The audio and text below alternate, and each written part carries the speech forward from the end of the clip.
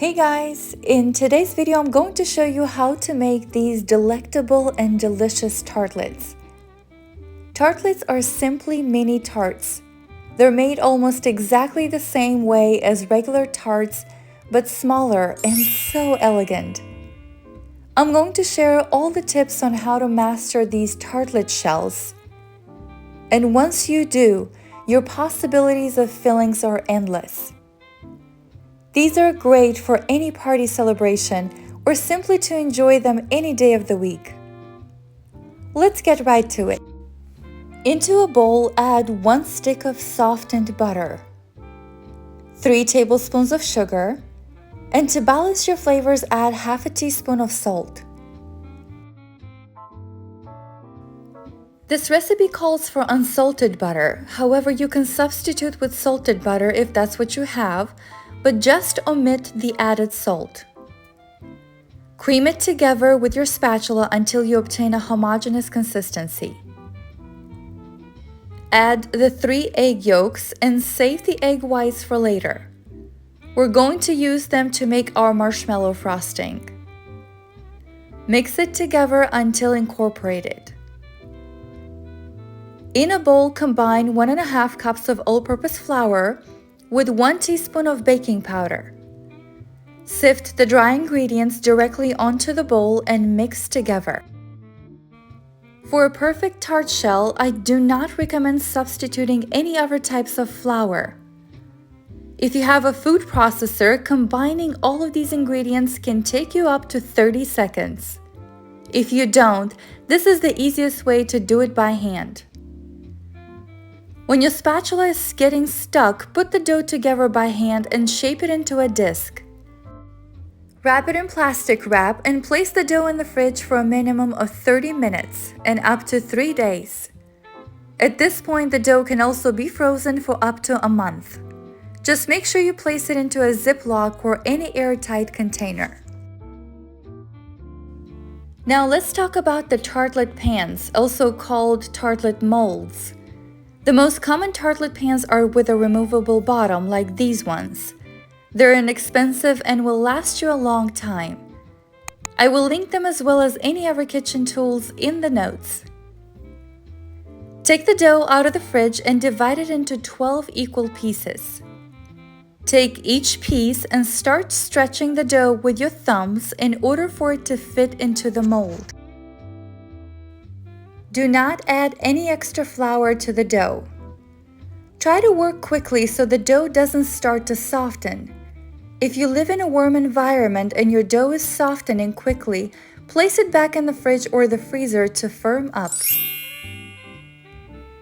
Place extra dough onto any spare spots rather than trying to stretch the dough to make it fit. This is perfect.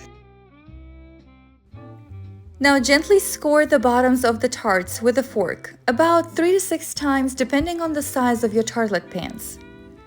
Once you've placed the dough into the mini tart pans, chill in the freezer for about 20 minutes before baking. This step helps keep the dough from shrinking or changing the shape when baking. Place the mini tarts on a baking sheet and bake in a preheated oven at 400 degrees Fahrenheit for 13 to 15 minutes. When done, the tartlet shells should be a beautiful golden brown. Baking times can vary depending on the size, depth, and even color or material of your mini tartlet molds, so keep an eye on them. I will include a general baking guide depending on the size of your tart in the notes.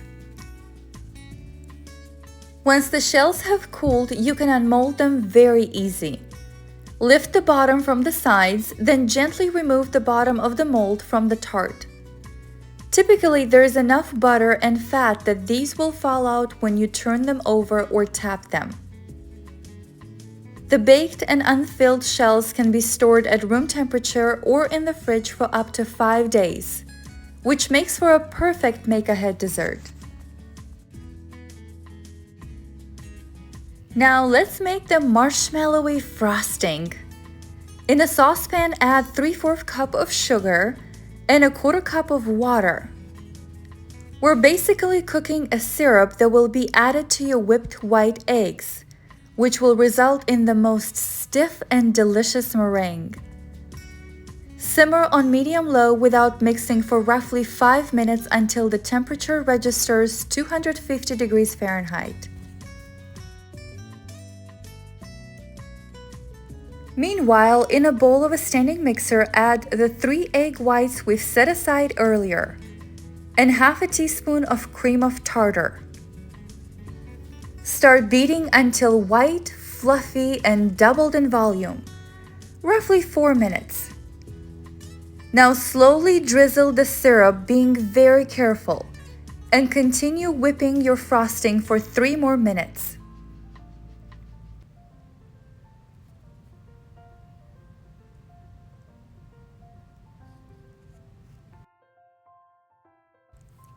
As a final touch, add raspberry syrup for a boost of flavor, or simply vanilla extract, and continue beating for another minute. Now look at this frosting. Oh my, this is amazing. I love it. I highly recommend you save this marshmallow frosting recipe for cupcakes or other desserts. It is so smooth and fluffy like a cloud, and very delicious. Now to the fun part, filling the tartlets. Today we're adding 1 teaspoon of jam to the bottom of each tart. I have strawberry and raspberry, which are my girl's favorite, but you can use any jam you have on hand. To pipe these tartlets, use an open star tip and add your frosting to your piping bag. Start on the edge, swirling it around, meeting in the middle. Gently pressing on your piping bag to squeeze out the frosting. And voila! And like my girls say, everything tastes better with sprinkles, so don't skimp when topping off your swirls.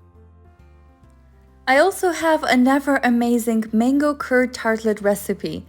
You can watch it by clicking the link in the top right corner or in the notes.